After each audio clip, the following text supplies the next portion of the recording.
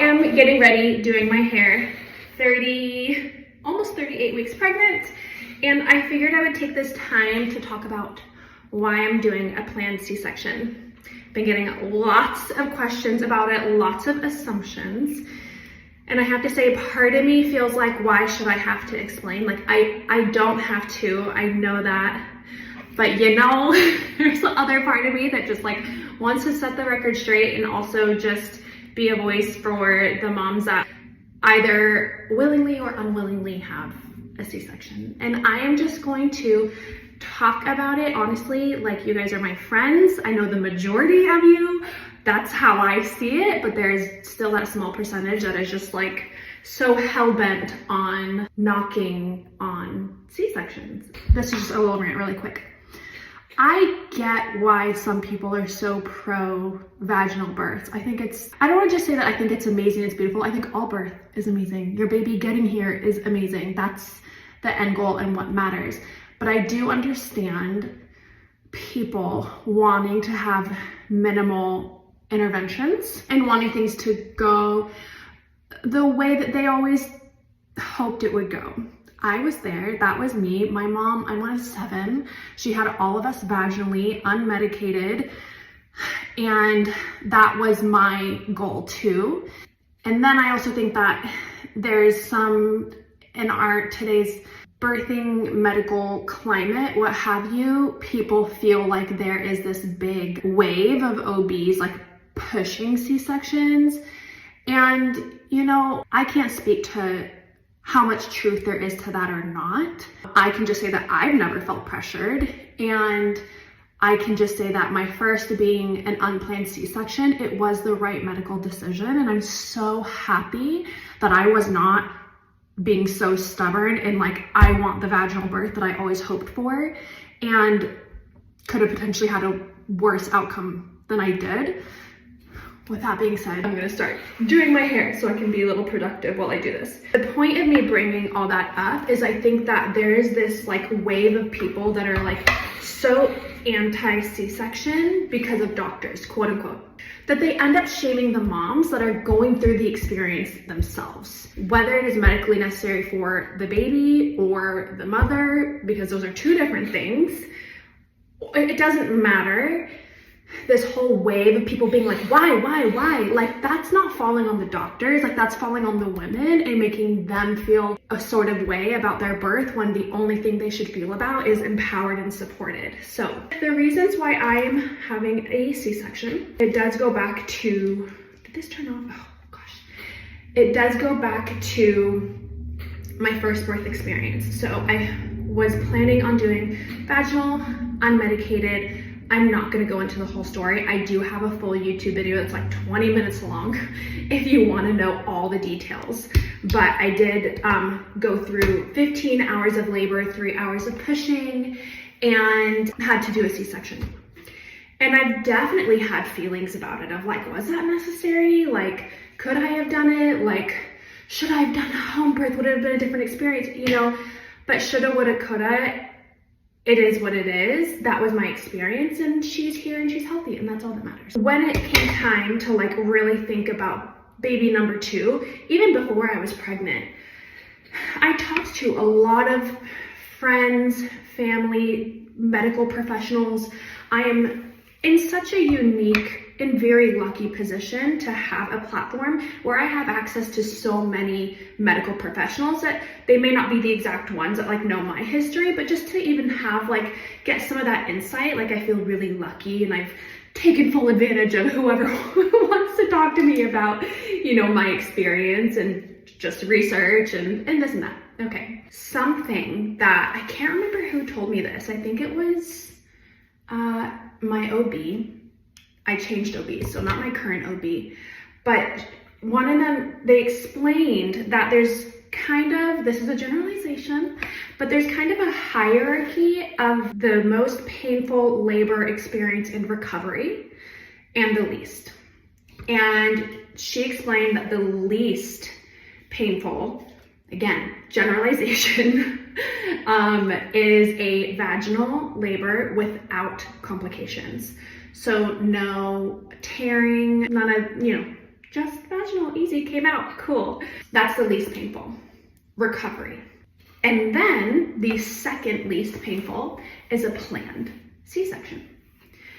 And I have to say, like, I have just heard so many amazing things about a planned C-section, but I don't want to like undermine the fact that like it is serious surgery. It's not this just like walk in the park, you know? So I don't want to pass it off as that.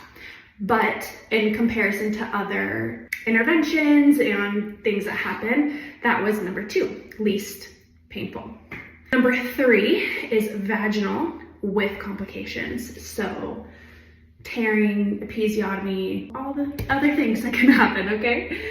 Then the most painful is a vaginal attempt, labor, pushing, all that, then unplanned or emergency C-section. Because like you go through it all, right? And that's what happened to me. Again, I can't say that that is like the Bible of like labor experiences and like that's that, but it gave me some food for thought to reflect on in terms of what I wanted for my next birth experience. As time went on and I worked with my doctors, my medical team, my OB, my pelvic floor physical therapist, and again, just reflected and explored why did I have the experience that I did? I and my medical team have come to the agreement and conclusion that what happened the first time has a high likelihood of happening again. And this is not something that came directly from my doctors, like them saying like, you need to have a C-section because of what happened with your first one. Like this is coming from me and me knowing my body. I'm not gonna go into the exact details because it is a bit TMI and private and I don't feel it's necessary to divulge that information to get my point across.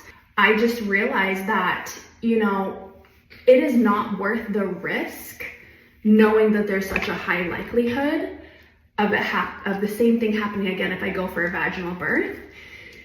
And thinking back to that hierarchy, if I can choose the second least painful option, like the first one, like many women have that. That's my mom. That was my mom for all 7, you guys. Like, what are the chances, you know? But knowing that that may not be me, this freaking turned off, you guys. Goodness gracious.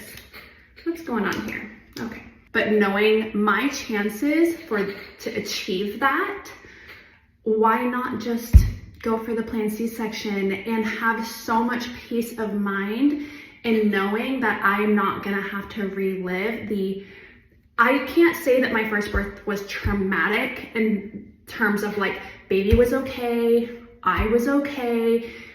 It hadn't gotten to the point of being emergency because we acted so quick, and I'm a very quick decision maker usually, and in this case I didn't push against it, I went for it, and I'm happy with that decision. But with that being said, my recovery was atrocious. After going through pushing that long, I was 10 centimeters dilated, I was at station 0, she was like in my pelvis, ready to come out, wouldn't. Then to have a C-section. Plus, you guys, there's also the element of this was August 2020. We were in the thick of like newly COVID life.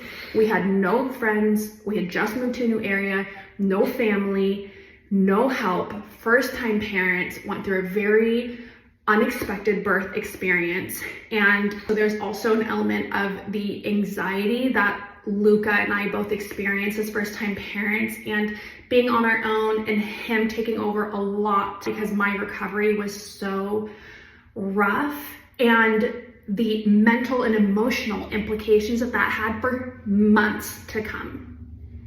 It's not just about the physical recovery, and it's not about me having trauma from the birth because I'm okay with it, but it is about the couple and relationship and family dynamic that we went through as a result of such a tough recovery, COVID, first time, like there's just so much about that time that if I can avoid it, and on top of the fact that it is medically necessary. I also have gestational diabetes, which I don't want to say that that automatically means that you need a C-section, but it is just another layer. Was folded into my decision, my doctor's decision, the medical necessity in my case to have a planned C-section. It is literally a medical decision that myself and my doctor came to, and I'm so confident in this decision. I'm so excited about it. And again, not to minimize the serious surgery that is a C-section,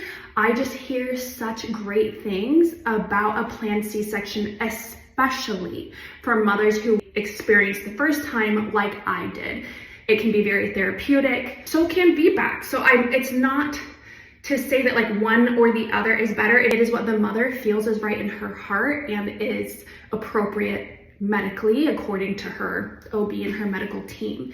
And so again, just like the people that are so anti-intervention and C-section and all that, that's fine if you feel that way for you and for the other women that are on board with that. However, when you push that narrative so much, like don't let doctors talk you into C-sections or this or that, like there is an underlying shaming there and eventual guilt that you are placing on the mother. Again, it's not getting passed down to the OBs. I also don't think that there's this huge conspiracy in the OB world of getting women to do C-sections because of money or time or this or that. Not to say it doesn't ever happen, but I think that the large majority of OBs are just trying to take care of their patients according to current research and all the things that they have seen and what they think is best to keep mom and baby safe. That is my stance though. If you have your own stance, that is okay. If you feel differently, I respect that, and I just ask that you also respect my experience and my opinion. And that's it. Thanks guys. So I am actually sitting here editing, and I'm gonna add this on to the end of the video because I had some thoughts while I was editing this for you guys that's really important to mention. One is that people, I think overall, have this idea that C-sections are the only thing pushed on women in the birth experience world, which is not true. I have received so many messages, like around the time when I shared my experience about Aurora and her birth, I received so many messages from women saying, I wish I would have been allowed to do a C-section instead of pushing a vaginal birth on me so hard, because I had 4th degree tears and all, other complications that like they're still dealing with years and years after the birth. And yeah, they're like, I wish that whether it was the medical team, or I can't speak to the exact situations, but just that concept was so shocking to me, because you don't hear that normally. You normally only hear like, oh, it's the doctors trying to push C-sections. So that's not always the case. And then the other thing is, this is going to be like a super, I don't know, hot take, maybe a bit controversial. I don't know. This is not meant to bash anyone. I feel like I have to give all these disclaimers, but I think that women who have had vaginal births, and I don't want to say easy, I don't think any birth is easy, but like my mom, I can speak to my mom. She has told me, yeah, I had easy births. She never screamed once. She never cried once. She like did those like grunts and groans and like that's about it. And it was like a few hours with all of us and we were out, okay? I think women who have those experiences, it is hard for them to understand when a woman has a different experience that makes them want to have a C-section. They can only understand a birth experience from their level of their experience. I understand that. I think that's human nature to some point, but I think that it's really important to listen to all stories and the fact that not every woman wants a vaginal birth, and that there are reasons for someone to choose a C-section. And she should feel supported in that. It doesn't matter what your experience was. I think it matters in that every woman's individual experience is valid for you. But when you push your experience on other women, that's where it's not okay, and you have to really step outside of yourself and your world and know that it's different for every woman. It's a beautiful thing that we all can share our birth experiences, what vaginal, C-section, however you get there, but what matters the most is that each individual feels supported in that experience, or feels supported and encouraged to be able to choose what her future experience will be like. So that's about it. I would love to hear your guys' thoughts. Comment below. Let me know what you think. If I hit any points that particularly resonated with you or you disagree with, but you know, just make it respectful. That's all I ask. We don't have to agree on everything. I think that is an issue in today's society. We can have different opinions, guys, and we can still be friends. Okay, bye.